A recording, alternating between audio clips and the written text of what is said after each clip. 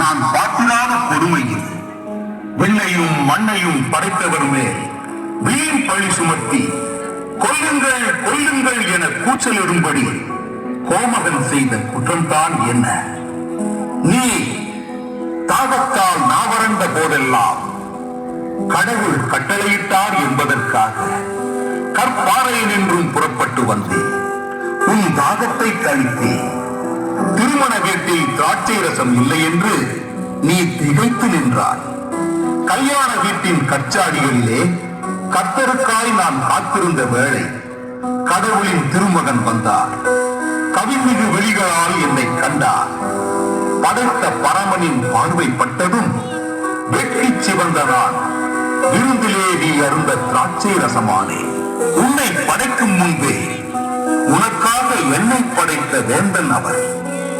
இம்மையில் மனிதனாகி நன்மை மட்டுமே செய்த மென்மையான மனிதருக்கு ஏன் இந்த கொடுமை? பிலாத்துவின் முன்னே பால்மரவாத பாலனை போல வாய் திறவாமல் நிற்கிறார். அன்று கை கழுவுவதற்காக என்னை கலையத்தில் வைத்திருந்தான் பிலாத்து. அங்கிருந்தவாறே அண்ணனை கேட்டேன், தவறு செய்தவர்களை தண்டிக்காமல் தலைதாழ்ந்து நிற்பது ஏன் இயேசுவே என்று. கடவுளின் மகன் கண்களால் பதில் சொன்னார், நான் மனிதனை நேசிக்கிறேன் என்று. இந்த நேசத்திற்கு ஈடாக நீ என்ன செய்ய போகிறாய்?